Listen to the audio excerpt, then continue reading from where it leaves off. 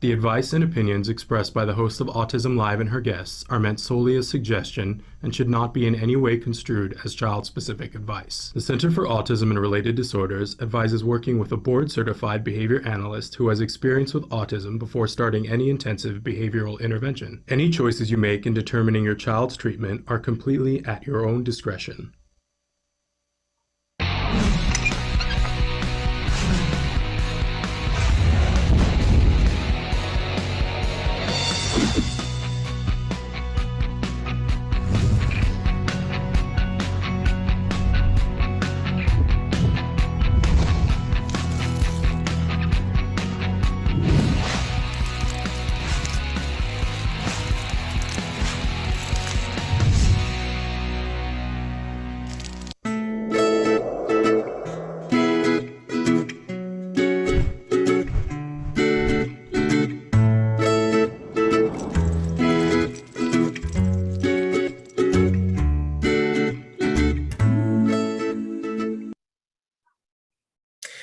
Good morning. Good morning. And welcome to Let's Talk Autism with Shannon and Nancy. Welcome to the show, everybody. So I'm Shannon Penrod. And I'm Nancy alspaugh-jackson. And we're thrilled to be here with you guys this morning in this interesting world that we live in. We're going to be with you live for the next hour. At least we're going to try. I don't know about you, Nancy, but the internet in my house has gotten more and more interesting. Do you find that? Yes, definitely. I just as we were starting, my internet slowed up just a little bit and I realized, oh, my son is getting on right now for his class as well. So there we go. We're stretching it as far as Wyatt is in the process of a class right now. There we go. So Nancy, you guys doing okay? Yeah, we're hanging in. You know, I can't believe that this is continuing to go on for so long. Yeah. And especially here in LA, where we've got the devastating news this week that we're being asked to stay at home through, is it July or August? I can't even get my head wrapped around it. I think it's August. I think it is too. I'm in a little bit of denial about it.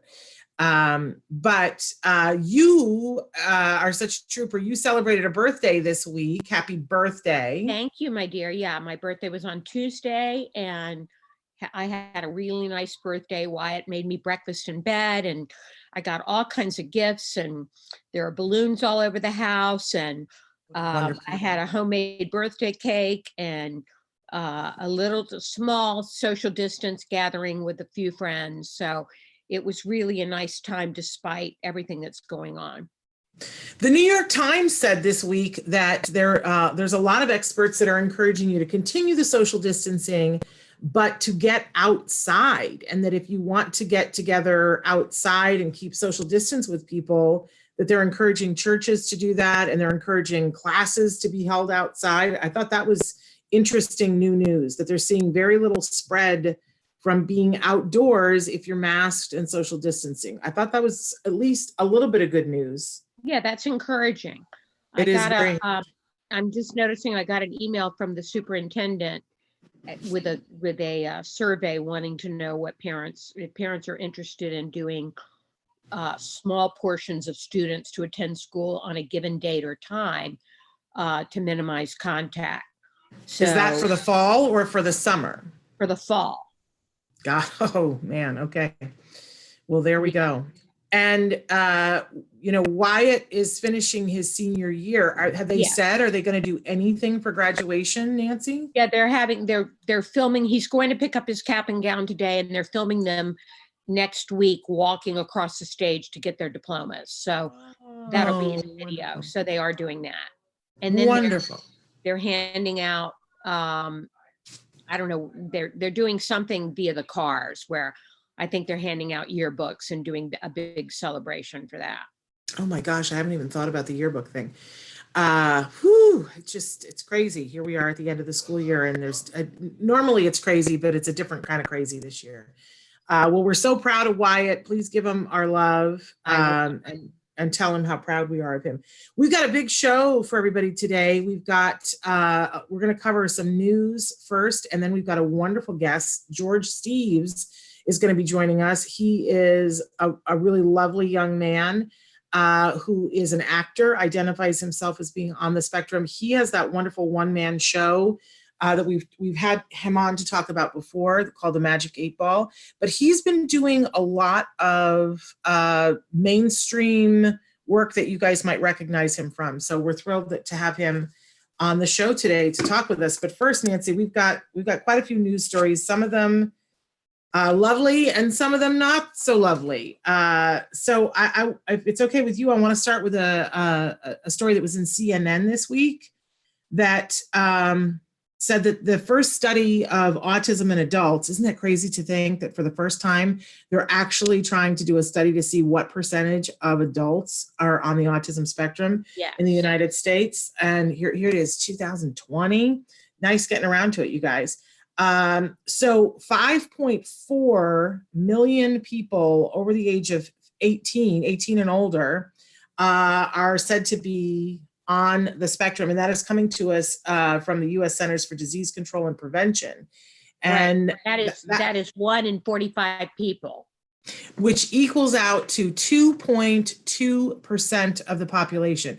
You know, that's a number that we have looked for a long, long time to see what percentage of the population is on the spectrum. Now, this is just looking at adults, not looking at children. And we know that the prevalence has gone up again. So at the very least, it is 2.2% of the population. And, you know, I don't think that's a surprise to any of us, but it's a little devastating. Don't you think, Nancy? Yes, it is. And I hope that this is just the beginning of starting to acknowledge that it isn't just children on the autism spectrum, that there are adults on the spectrum, and that crazy thought, children become adults.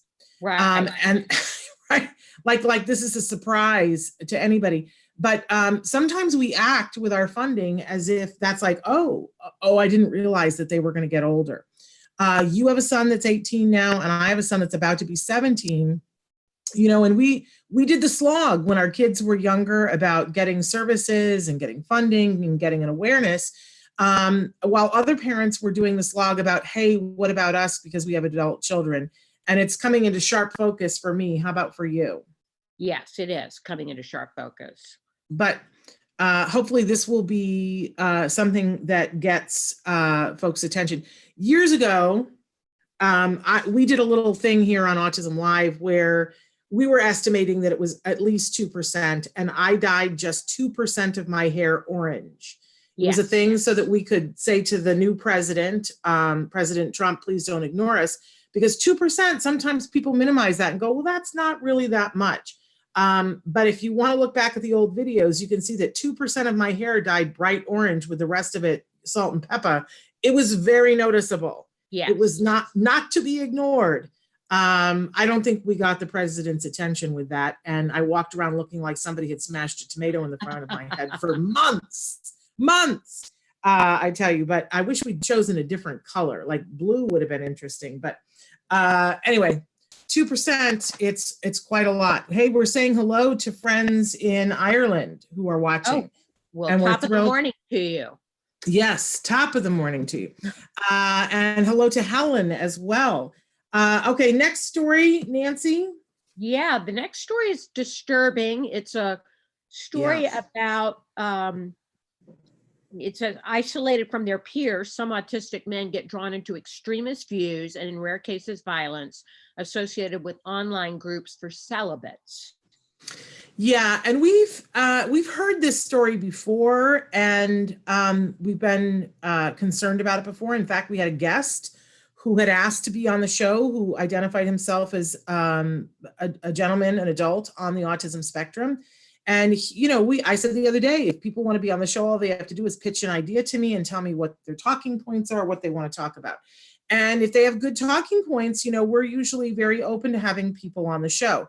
The night before this gentleman was to appear on the show, he went on his own page and was announcing to people that he was going to be on Autism Live and tagged us, which is why we knew about it. Otherwise, I don't know if I'd know about it. And he went off on a rant about being one of these individuals that's part of this group they call themselves incels because they are involuntarily celibate. And he, and that's fine. If that's how you want to identify yourself, that's your business. But then he went on to rant and rave in a very misogynist way about women, and how women were responsible for all the things wrong in the world, and that he could trace back all the problems in the world back to when women were given the right to vote. And that because women have choice, that they had stopped choosing to have sexual relations with people who otherwise could not manage to have sexual relations, and that they should, basically the tenet was that they should be forced to comply. Mm-hmm. And that is not a message that we can tolerate here on Autism Live. And so we had to cancel having that guest on the show. But Spectrum News did an article this week that I think is really important for parents to know about, because if you don't know that these things exist online, then how would you know to be on the lookout for them? But especially in these COVID times, they are seeing that young men who are isolated are tuning in to these kinds of things on the internet, and they are very persuadable. And this is not a good thing. This is not what we want for our young men. This is not what we want for our world. This put a shiver down my spine. Did it not you, Nancy? It definitely put a shiver down my spine. And, it unfortunately, what it promotes is becoming more and more alienated from social groups, and more alienated from women in particular. Yeah. Yeah. If you are involuntarily celibate and, wanting for a girl to hang out with you, and you start spouting this kind of doctrine, I guarantee you're going to be involuntarily celibate for a lot longer. Because I don't know a single woman who thinks that that's, anything that they want to be within 700 feet of. So horrifying. I couldn't even watch Handmaid's Tale because it was so upsetting to me. And it's the kind of thinking that is being put out by these horrible groups online. So parents, be watching what your adult kids are checking out online. And anyway, because there are other people who want to manipulate our youth as well. But this is particularly heinous. And we are seeing that it is making inroads with this particular population. Horrifying. A lot of today's news is stuff that, like, I almost hate to bring it up because I don't want to give more attention to it. Right. But sometimes you got to talk about it so that you know what to avoid. So I'd rather switch to our fourth story and save our third story for the good news, Nancy. But we have been asked specifically to shed some light on a TikTok controversy that has been going on this week. I've forced myself to watch what I can find online. And fortunately, a lot of it has been taken down, but not all of it. Mm-hmm. There are parents who are advocating for people to boycott TikTok because of something that, and again, I hate to talk about this because I don't want to shed light on it, but we need to talk about it. It was something called the Autism Challenge. And there's some song, I don't know who the artist is. I don't want to know who the artist is because I don't want people to go listen to it, but it has lyrics. I don't know if they were intended for this purpose, but they're heinous. They're just heinous. And I got to be honest, I don't think it has anything to do with autism, but it has everything in the world to do with making fun of people who have certain disabilities. Mm-hmm. And specifically someone who doesn't have control of their body movements, whether it's through seizures or through other kinds of things. And it's just ignorant and stupid and ridiculous. And apparently they were getting all these young people to take the challenge. And here's what's crushing to me. Even as they were doing it, the things that they were tagging were, I'm going to go to hell for doing this. I know it's so bad, but they were still doing it. And, TikTok has taken down a lot of it, but some of it they have said, if it doesn't have a lot of tags in it that specifically call out disabilities, any kind of disability, they're leaving it up. I just think that's putrid. I just think that's really shoddy. And it's an opportunity for TikTok to stand up for what's right. Have you seen any of these videos, Nancy? Because they're just stupid. I haven't seen the videos, just read about them. They're just stupid. And I know that many Autism Society of America chapters are also calling for a boycott of TikTok. And, I just have to applaud the parents who stood up and said, this is not right. And there's been a huge letter writing campaign. They've been on TikTok night and day, asking them to stop. They asked for our support in getting that message out. And so I want to encourage anybody. There are petitions. There are multiple. We had multiple parents writing to us saying, please support us in this. So, all you're going to have to do is Google TikTok challenge, TikTok autism challenge, and you will find the petitions that you can sign. And you can also, I think, unfortunately, many of us, because I was like, what is it that we're boycotting, right? I before I boycott something, I want to know for sure what I'm boycotting. So I, clicked on a couple of videos that people sent me the links to see what it was. And then I was like, I'm just, what we're doing is promoting it, so, so I want to encourage people, don't do what I did. Don't give TikTok that many more views. It's what I'd like to do is throw up on TikTok. And Right. You, Nancy, how do you feel? I would just like to barf on them. Yeah, I just think it's despicable. And, here's a platform that, if anything, could be promoting good things and awareness as opposed to myths and misconceptions and hateful things. Yeah. And for our youth, look, I get it. If they're bored, this is stupid. And here's the worst part. They know it's stupid. They're apologizing as they're putting up. Grow up. Like, if you know it's bad, don't put it up. And parents, of teenagers, look at what your children are doing. I don't like TikTok to begin with. I never did. I know that, some people like it for the dance challenge things, but here's an example of, I just want to throw up on them. Yeah. That's all. Just ask me how I really feel. There's no way. But in the good news category, let's switch gears for a second. I loved, there was an article in Deseret News in Salt Lake City that caught my eye this week, of a very enterprising mom whose employer was not offering coverage for services for ABA. Right. And she decided, she really felt that either she was going to have to go get another job, or that she was going to have to do something about it because it was too important. Her son needed ABA services. And so she did something epic.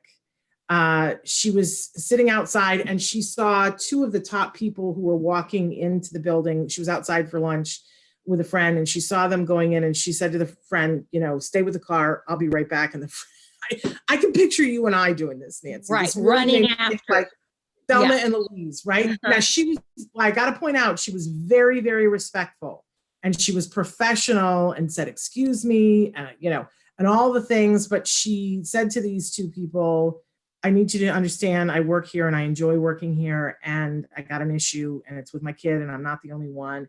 And they said, let's take a look at it. And this company, oh my gosh, I'm so impressed with them. They said, you know what? We're going to cover this.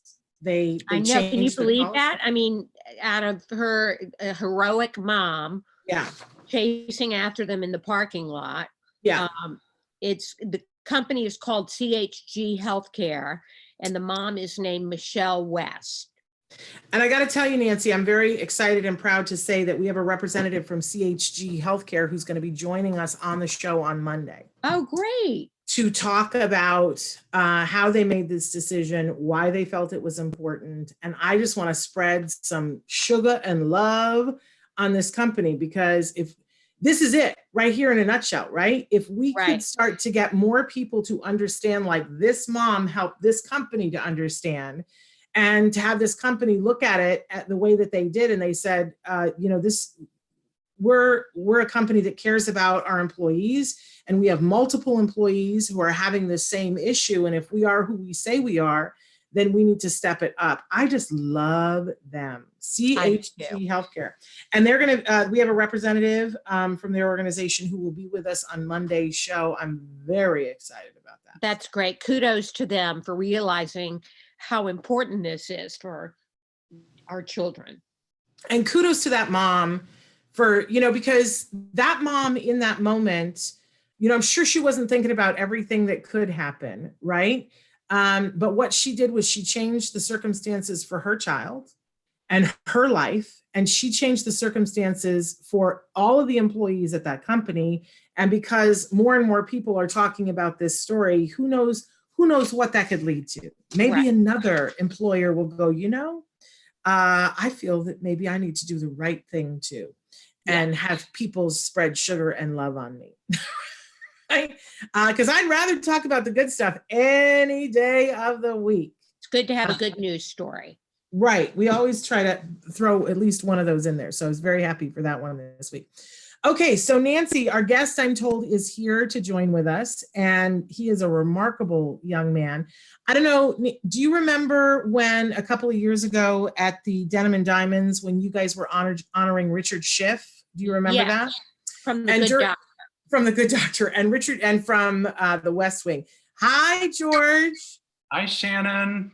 Hi, George. And Nancy's with us too, George. And I'm just telling a story on you, George, that we were at this Denim and Diamonds banquet, and Richard Schiff was being given an award, and the evening had gone, shall we say, a little bit long, and Richard Schiff was the last honoree, being like, big stuff.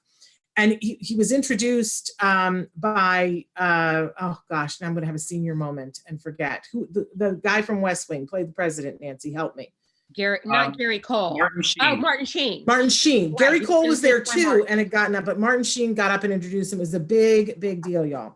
And Richard Schiff got up to do his speech, and he had, I'm not kidding you, loose leaf paper, a fistful of it that was his speech. And he was like, I just wrote a couple of notes to share with you. And we were all like, we're going to be here until the wee hours of the morning with Richard Schiff. But it's Richard Schiff. We don't care, right?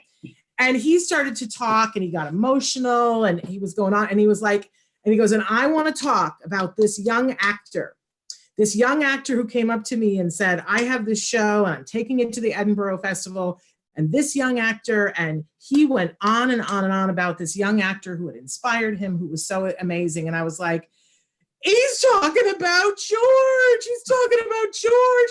And I was sitting there with Rachel Bird, and both of us were like trying to text you and say, George, Richard Schiff is on stage talking about you. It was so exciting. But that's who he was talking about, because George is inspirational.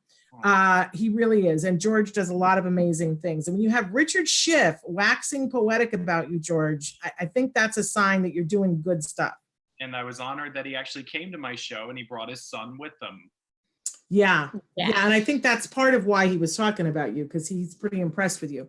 So, George, tell our audience a little bit about you. Well, thank you for the introduction there, Shannon. I'm honored to be doing my third consecutive appearance on Autism Live.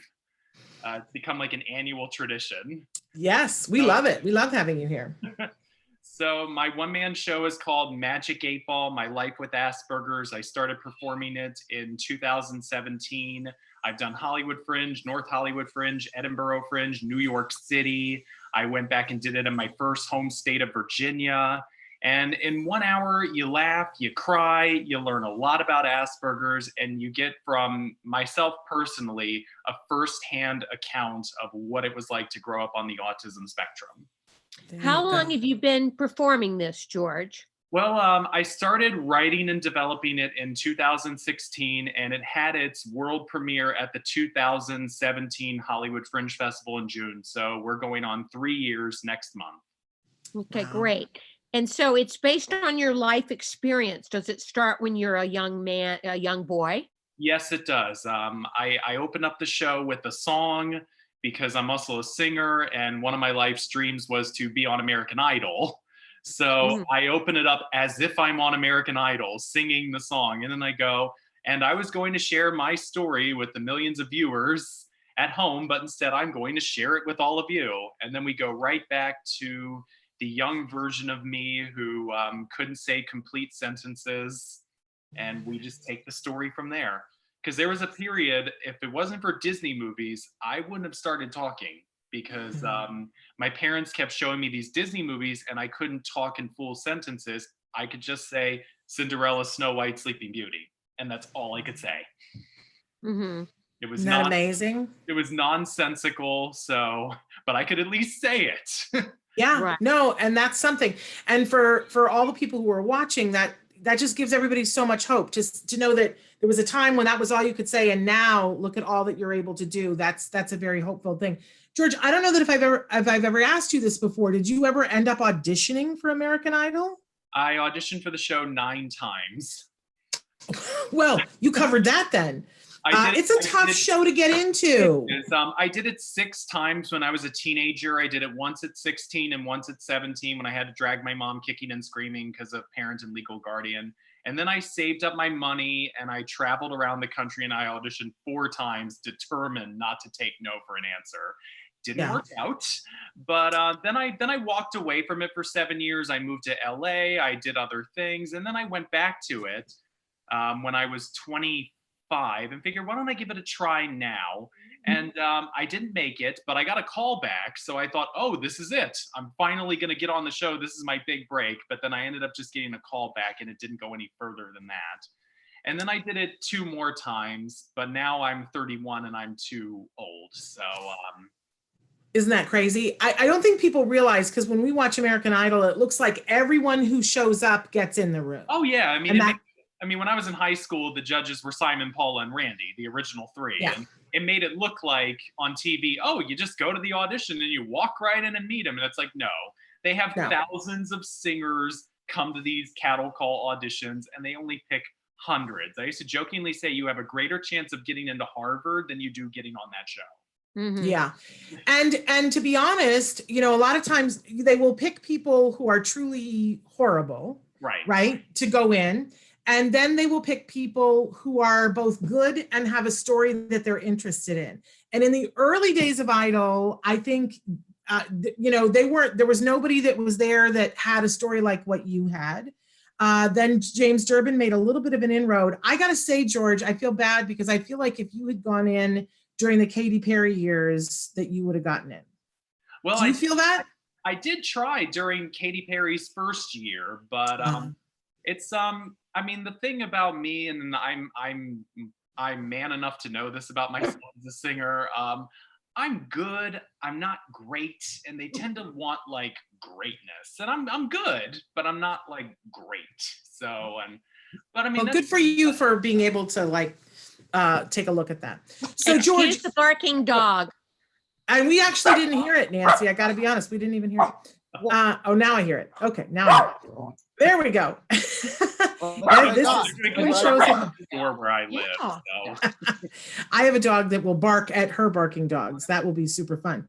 But George, I got to say, you have been tearing it up recently. You've had some work in the mainstream. Talk to us a little bit about some of the things that you've been doing. Yes, I was recently a guest star on NCIS Los Angeles. And Good for you. That was such an honor. And I shot the episode in October and the episode aired in November. It was my first guest starring role. I got my own name and my own title card and the opening credits of the show, which was that's fantastic. And it was a nice momentum I had going there in the fall because I also did my first independent feature film called Pencil Town, where I acted opposite William Moseley, who was Peter in the Chronicles of Narnia movies. And I acted opposite Paul Dooley, who I got personally to play my grandfather in the movie. Wow. And are we able to see that movie yet? Well, it's an independent feature film. So right now, everything is wrapped in post-production and the film's ready to go. We were going to have a screening in April, but then this happened. Yeah. And this happened. So hopefully we'll get a distributor soon. It's such a beautiful story. I play an autistic employee at the pencil factory who William Moseley, the main character, befriends in the movie, and it's such a beautiful friendship. Is it a funny movie? There's definitely moments of comedy in it. There's definitely moments of drama. Paul Dooley said in a behind-the-scenes featurette that we shot that it's very much like a modern-day Frank Capra movie. Oh, how nice. It's such a slice of life. There's moments of drama. There's moments of comedy. It's such a beautiful story. I can't wait for the world to see it. Great. Yay.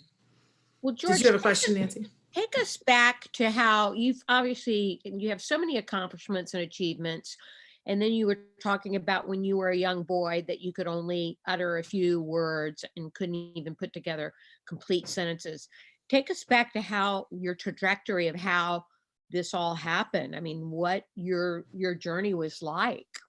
Well, I was the last out of four children. I have two older brothers and one older sister. So my mother could sense very early on that something was different about me because I wasn't developing at the same rapid pace that neurotypical children usually develop. I wasn't making eye contact, and I wasn't like interacting with my mom like, how big is the baby, and you go this big. I wasn't doing any of that with my mother. And so I was very lucky in my life. I had a great mother who was very hands-on, and she made sure that I went to different therapists, psychologists, doctors. I mean, she was very on it, and I did get a lot of social training. So my mother really did take the reins on and worked with me to make me the high functioning adult that I am today. And how do you feel about that? You know, sometimes we have self-advocates on that are older and they are not in love with the therapies that they got when they were a kid. I mean, I understand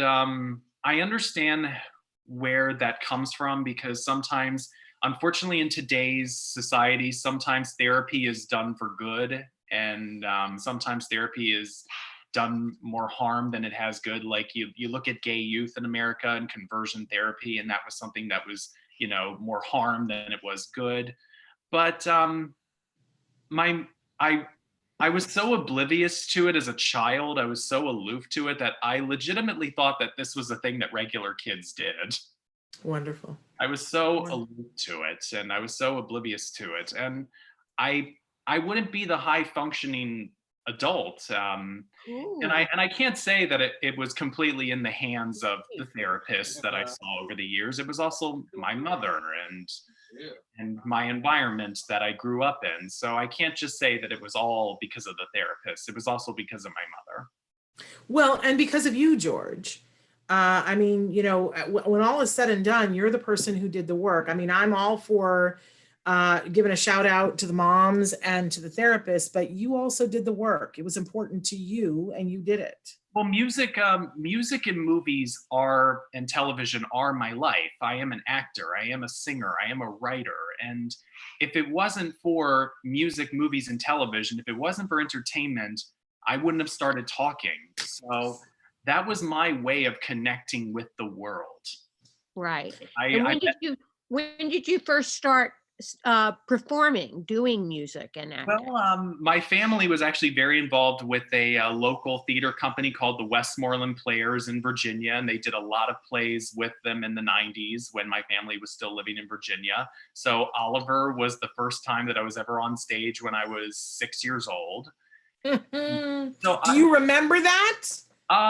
I remember parts of it. I mean, I was in the ensemble, and so I would be a part of the kids playing Ring Around the Rosie, Pockets Full of Posies, Ashes, Ashes, We All Fall Down. Like I was on stage with my mom most of the time, and it was basically like I was in the ensemble and I was, you know, on stage for all the big town moments in Oliver. But it was a beginning. It was a was. beginning that has led to a lifelong passion for you. And then I didn't do any more theater for the rest of the 90s. But then when I moved to Pennsylvania in 2000, I went to middle school in the fall of 2000. And by the spring of 2001, I was in Fiddler on the Roof in the ensemble. And it was just nonstop with school theater productions, church productions, summer productions, I didn't have parents in the industry. So I made the most with the resources that I had, and any opportunity there was to perform, I was there. What did you love about it, George? I just got to, I mean, when I was younger, obviously I don't feel this way now when I was 31, but when I was younger, I did used to think of acting as I can be anybody but myself. because obviously when I got to 6th grade, that was when I was put in a class with children that were more severely autistic than I was, because my public school district didn't know what to do with me. And you have to keep in mind, in the 90s and the early 2000s, autism awareness was still in its infancy. And so my school district, my public school district of Pennsylvania, was like, well, he's on the spectrum. Even though he's high functioning, we should really put him here, because even though he's more high functioning than these children, he'll struggle if we mainstream him. And so unfortunately, that's where I was placed for 2 years before I finally got out.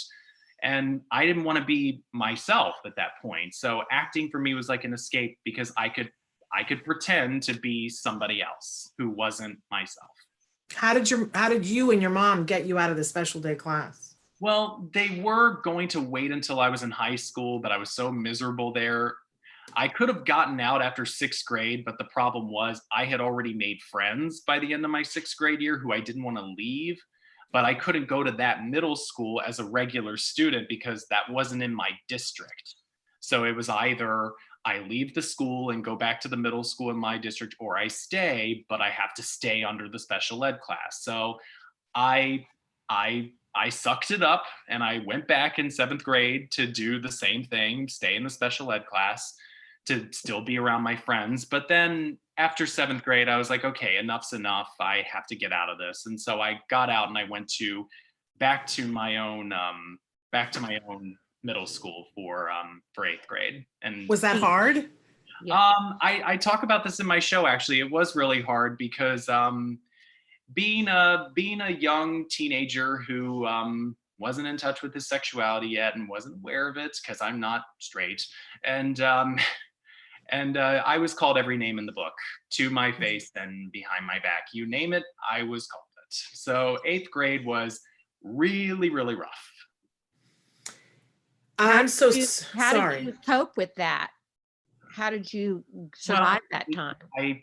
I had to survive it. There wasn't really any other choice. Homeschooling wasn't going to be an option for me, and I had to face it every day, and it wasn't easy. Some days were tougher than others. Luckily, I had a production I was doing that year, Bye Bye Birdie, that kept me getting out of bed every morning, just so that way I could survive school and go to rehearsal every day after school. And George, really rough times, but I made it through. did your mom know that you were being bullied, and did your mom know at that time that you were gay? Well, I personally don't identify as gay. For me, my personal Forgive me. No, it's okay. I personally identify as queer just because my sexuality is a little more non-binary, because I was attracted to women at the time, and I'm not opposed to being with a woman. I didn't fall for my first guy until I was 27 years old. But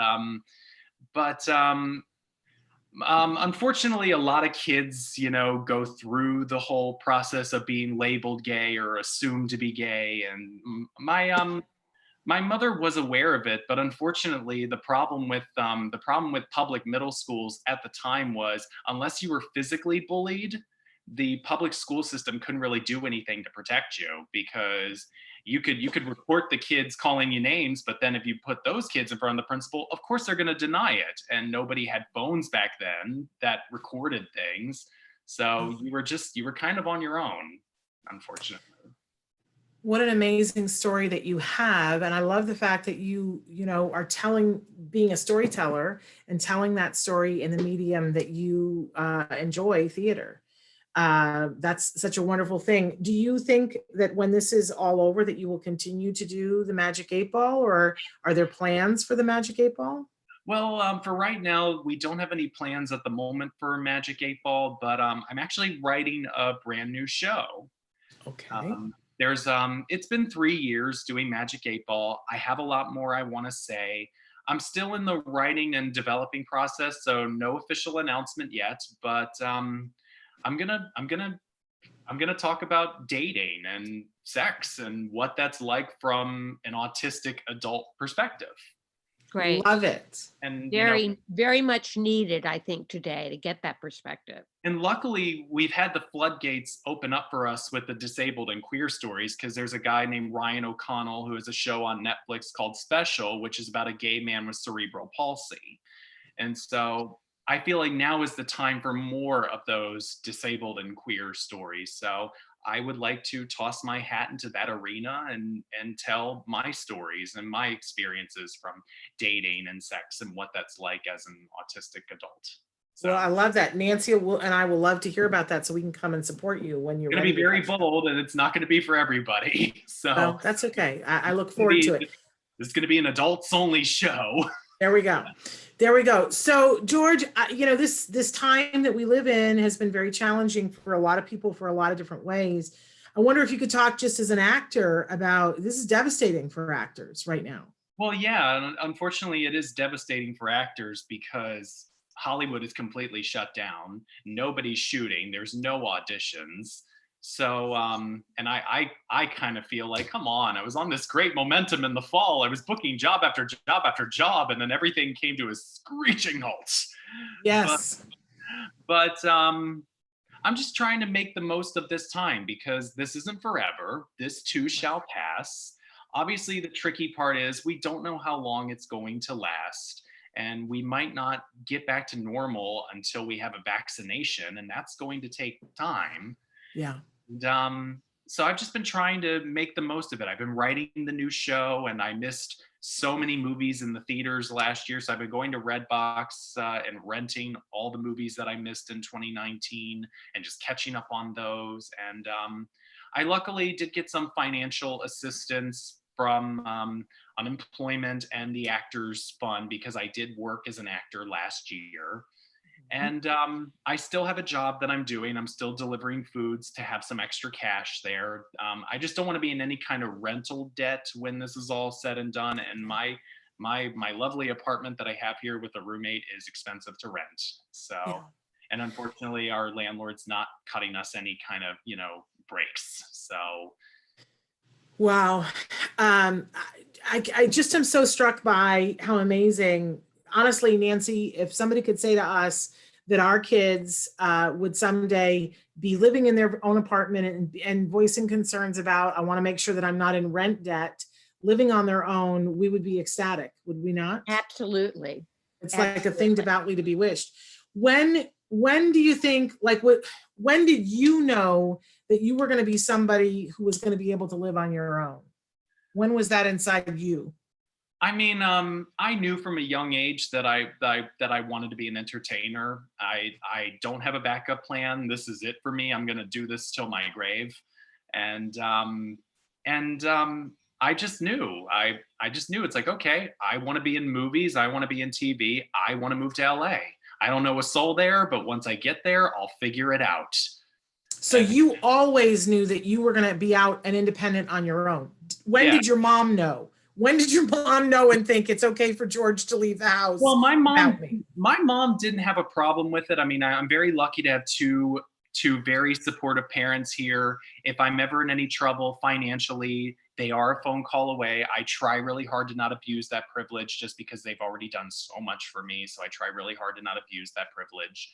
And I did say to my mother that I wanted to go to college out here in California, and I did go to college out here in California. And my mother was okay with it, because my mother was like, well, I have a brother who lives in San Diego, so if he's ever in any trouble, he can always go there, and it's California, not Mars. So I love your mother. My mother was very hands-on. She taught me right from wrong, and she wanted to make sure, she did push me to make sure that I could still be as much of a high-functioning citizen of society that I possibly could be. Mm-hmm. She wasn't going to coddle me. She was going to push me forward to be all that I could be. Was it difficult for you to make the transition to independence and being on your own? It was at first. I moved off my college dorms in 2010, and I was living on a friend's couch, and I didn't have a job. Uh-huh. And it was a little rough because that was when I got the harsh reality that life isn't a dorm room. I was a little overwhelmed by the fact that, oh, I'm moving into an apartment. Oh, I have to get furniture. Oh, I have to pay for gas and electric bills. And I have to, life's not a dorm room where they just supply everything for you when Yeah. you move in. So I definitely Yeah. got, Why can't life be an all-inclusive resort? Right? Wouldn't that yeah. be great? So I definitely got that harsh reality at 21. And there were definitely days when I was ready to pack it up and either move back to my college dorm, or days when I was like, maybe I should just go home for a while and be with my parents and regroup. But because of my because of my drive and my desire to do this industry, I toughed it out through the rough times. Man, you're so inspirational, George. I have to ask you, like, who inspires you? I mean, as an artist, I'm easily inspired by art. So if I hear a really good song on the radio, or if there's a really good TV show, or if there's a really good movie that I watch, or even if there's some great theater that I see, I'm easily inspired to create. And obviously, being a character actor myself, I obviously look up to other character actors. I got Paul Dooley, a well-known character actor, the movie dad, and now movie grandpa, to play my grandpa in the movie. He came and saw my one-man show because I came and saw his 1 year prior, and I kept in touch with his assistant. And he came to see my show 1 year later, and we've been in touch ever since, socially. So when I got the call back for this role in Penciltown, I read the script, and I saw that there I was going to have a grandpa in the movie. So I said to them, bold as brass in the callback, if you hire me for this, I could get you Paul Dooley. So so Uh, I got the part, and then they made an offer to Paul Dooley's agent, and I called Fiona, his assistant, and said, "I'm begging Paul to do this." And at the wrap party, Paul and his wife, Winnie Holtzman, who wrote the book for Wicked and created a show called My So-Called Life, she came up to me and said, the minute Paul found out it was you, he was immediately eager to do this. wow. How wonderful. I loved My So-Called Life. I still remember that show. It was You an too. I was amazing. honored to have Winnie in my audience because I was a big fan of that show as well. So it was an honor to have the woman who created it in my audience, and that's Yeah. Paul's wife. We have viewers who've written in. One says, I love hearing from individuals like George and Kobe Bird. I want to share them with my K-3 students. I want them to see that anything is possible. And my husband wrote in and said, saw your scenes from NCIS. Great job, George. Thank you. And my husband's an actor, so he's fussy. So that's a compliment. Yeah, I told Eric Christian Olsen, who is the tall guy with the blonde hair, in between takes. I told him, this is my first guest starring role, and he was like, "It is not. You're really good."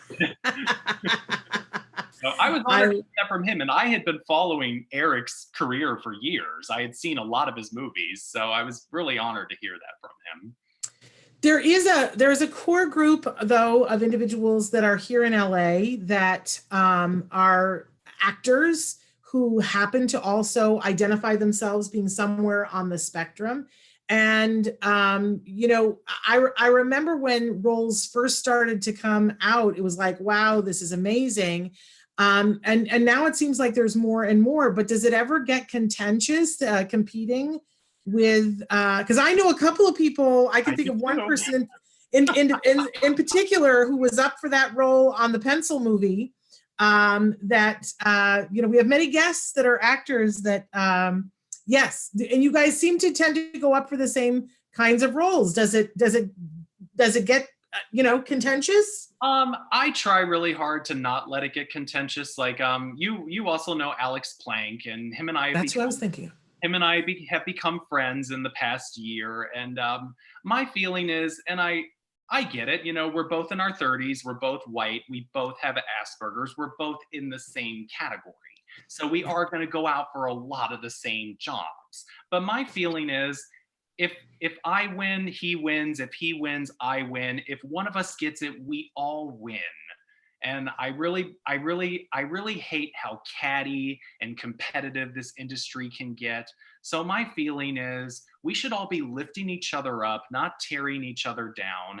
And my feeling is, hey, if you're good to me, and if I'm fortunate enough to make it to the other side and get the massive success and fortune and fame as an actor, if I'm lucky enough to break through that glass ceiling and get to the other side, I will throw the rope back over for other people.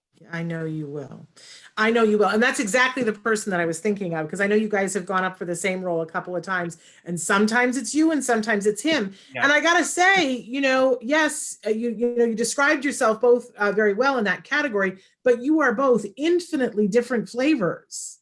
Oh yeah, And absolutely. I mean, totally different flavors. I jokingly said that to Gail once, our agent, because we have the same agent, and Yeah. I was like, "Well, you now have the both of us because we're both white, we're both Asperger's, and we're both in our 30s." And he was like, "Yeah, but you're both still different in your, Yes. So, absolutely. But I still love Alex. He's become a friend, and I love that. And we actually just recently talked a couple of weeks ago because we're both obviously self-quarantining right now. So we'll occasionally text each other or call in on each other just to see how each other's doing. And wonderful. I just want to keep that alliance with all the actors I come across with. I mean, whether you're on the spectrum or not. I mean, I try to keep that bond and alliance with every actor I meet. Well, we're so proud of you, George. And Nancy, I've been hugging it. Is there anything you want to ask George? I would like to know, given your path and some of the early struggles you have, what words of wisdom or inspiration would you say to people out there that want to do sort of follow the path you have chosen?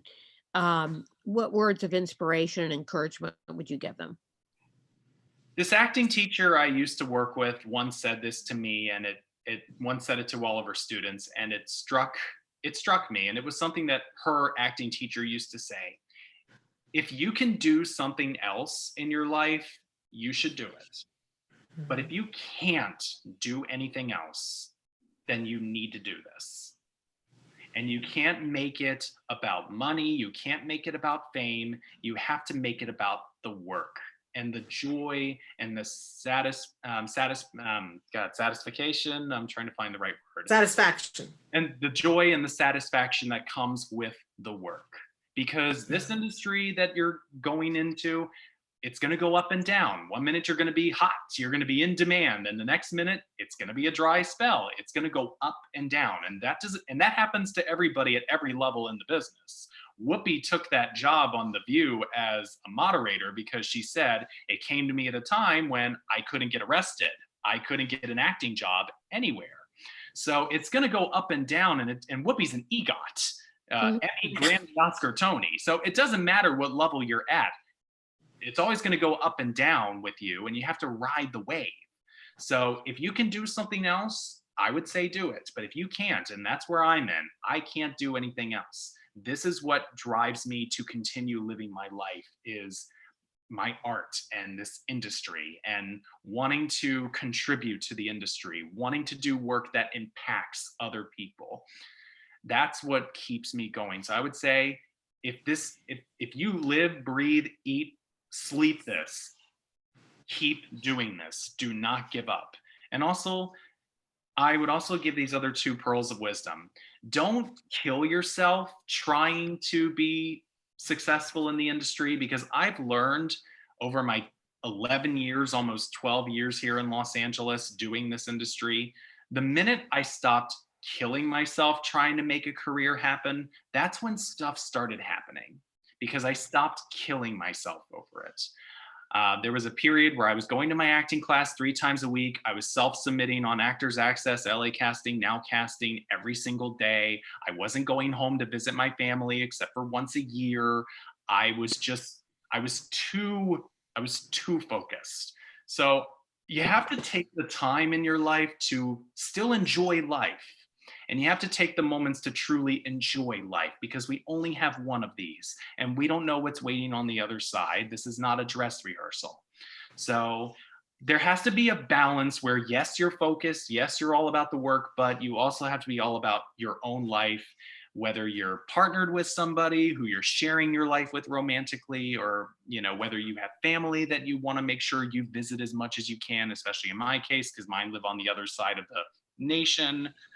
And the last thing I would want to say is, don't be afraid to be your 110% authentic self. For years, I didn't talk about my autism as an actor. I did not talk about it. But the minute I started to embrace it, that was when my whole life and my whole world and my whole career started to change, because I started to embrace it.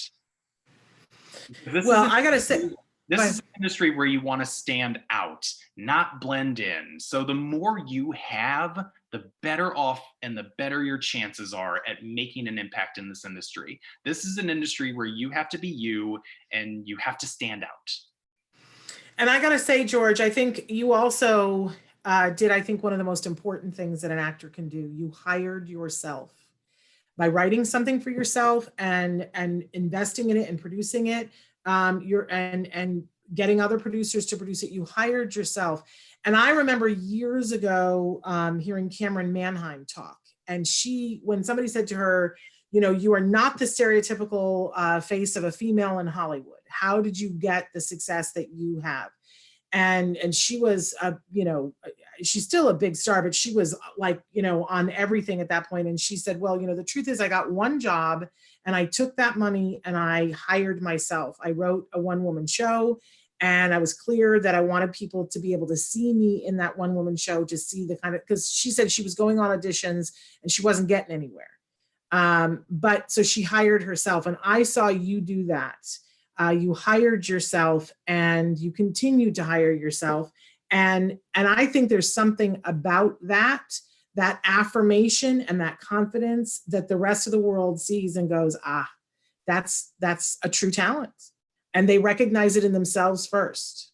And how I got the inspiration to do my one-man show was actually from Whoopi. I was watching an episode of Oprah's Masterclass, and Whoopi was going through the same struggles I was going through as an actor, which is I wasn't getting any jobs, I wasn't getting hired, but I still wanted to show people what I could do as an actor. So that was when I started working on my one-man show, because Whoopi did her one-woman show that showed all the different characters she could do. And then Mike Nichols saw it, and then he put it on Broadway, and then Steven Spielberg saw it and fell in love with her and put her in The Color Purple, and the rest is history. And I got to tell that to Whoopi in person when I met her. And did she love that? Yes, and I even got to follow up a couple months later in Vegas, and I got to give her a hug on stage during her Q&A portion of the show. So that was exciting. Cool. I do have Whoopi Goldberg to thank, because Whoopi is another one, like Cameron Manheim, who doesn't fit into the stereotype of what Hollywood wants you to be. And when I started doing my one-man show at first in 2017, I was telling people, well, I figured if Hollywood isn't going to give me a job, then I'm going to make myself a job. Yep. Now I got to ask you, and then we're running out of time, but do you ever, and I hope I know the answer to this, I hope, do you get the opportunity to audition for roles in TV and film that don't have anything to do with autism? Well, when I was self-submitting for projects in Actors Access and LA Casting and Now Casting, I was playing more neurotypical people than atypical people, because it was student films, it was short films, it was a bunch of, you know, it was a bunch of those kind of projects that I was self-submitting for, and most of them didn't have pay. You would just do it for a credit, a copy, and a meal. And I was trying to build up a reel in Hollywood. I haven't had the chance yet, because both of the roles I did in NCIS Los Angeles and Penciltown were both autistic roles. I haven't had the chance yet to play a neurotypical role in the Hollywood sphere just yet. And I did have a friend who did say to me, well, you don't want to get pigeonholed. And I was like, well, yes, I don't want to get pigeonholed. That's true. But I also have to get known first. And I am willing to be the best autistic guy Hollywood's ever seen if that gets me known. And then once I'm known, then I can do whatever I want. I like that plan. I mean, George, where can people follow you for more information? I mean, just one last quick thing. Okay. Sally Field was Gidget and the Flying Nun first, before she was Norma Ray, before she was Mama Gump, before she was Mary Todd Lincoln. You have to start somewhere first. Absolutely. Good advice. Very good advice. Yeah, We're out of time. Yeah. Yeah. Where can people find you, Shannon asked? I am on Twitter and Instagram at George F. Steeves, GeorgefSteebes.